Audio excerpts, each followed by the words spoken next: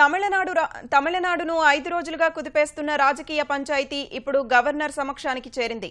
ముఖ్యమంత్రి పీఠం కోసం పోటీ పడుతున్న ఇద్దరు నేతలు తమకే అవకాశం కల్పించాలని కోరిన నేపథ్యంలో ఎమ్మెల్యేల మద్దతు ఉందంటున్న శశికళను ఆహ్వానించాలా, అన్యాయంగా పదవి నుంచి దింపేశారని చెబుతున్న పన్నీర్ సెల్వాన్ని కొనసాగించాలా అన్నది గవర్నర్ తేల్చాల్సి ఉంది. ఈ అంశంపై న్యాయ నిపుణులతో చర్చిస్తున్న గవర్నర్ మొత్తం వ్యవహారంపై కేంద్రానికి నివేదించినట్లు తెలుస్తోంది.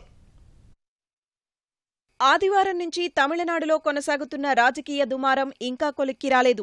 అన్నాడీఎంకే అగ్రనేతలు శశికళ, పన్నీర్ సెల్వం మధ్య పరస్పర ఆరోపణలు ఎత్తుకు పై ఎత్తులతో వేడెక్కిన వాతావరణం ఇంకా చల్లారలేదు.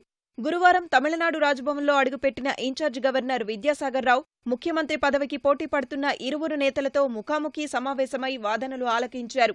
గవర్నర్తో తొలుత సమావేశమైన ఆపద్ధర్మ ముఖ్యమంత్రి పన్నీర్ సెల్వం తనను బలవంతంగా పదవి నుంచి దింపేశారని, రాజీనామాను ఉపసంహరించుకునే అవకాశాన్ని కల్పించాలని కోరారు. అవసరమైతే బలపరీక్షకు సిద్ధమని చెప్పారు.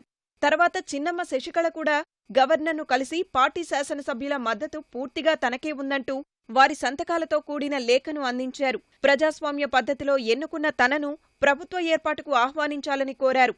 తాత్సారం చేసే కొద్దీ ప్రత్యర్థులకు అవకాశమిచ్చినట్లు అవుతుందన్నారు. వాస్తవానికి ఎమ్మెల్యేలందర్నీ రాజ్భవన్కు తీసుకెళ్లాలని శశికళ భావించినప్పటికీ 10 మందిని మాత్రమే అనుమతించడం వల్ల అది సాధ్యపడలేదు.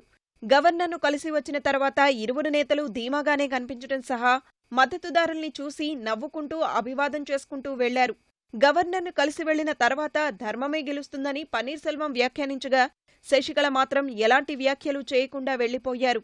ఇద్దరు నేతల వాదనలు విన్న గవర్నర్ ఏం నిర్ణయం తీసుకున్నారనే దానిపై రాజ్భవన్ నుంచి ఎలాంటి అధికారిక ప్రకటన వెలువడలేదు. ఆయన ముందు కొన్ని ప్రత్యామ్నాయాలు కనిపిస్తున్నాయి. మెజార్టీ శాసనసభ్యుల మద్దతు ఉన్నందున శశికళను నేరుగా ప్రభుత్వ ఏర్పాటుకు ఆహ్వానించడం, లేకుంటే తనకు అన్యాయం జరిగిందని చెబుతున్న పన్నీర్ సెల్వానికి బల నిరూపణకు అవకాశమివ్వడం, శశికళపై ఆదాయానికి మించిన ఆస్తుల కేసులో తీర్పు వచ్చే వరకు వేచి చూడడం మరో ప్రత్యామ్నాయం. ఈ మొత్తం వ్యవహారంపై న్యాయ నిపుణులతో చర్చించడం సహా తాజా పరిస్థితులపై గవర్నర్ కేంద్రానికి నివేదిక పంపినట్లు తెలిసింది.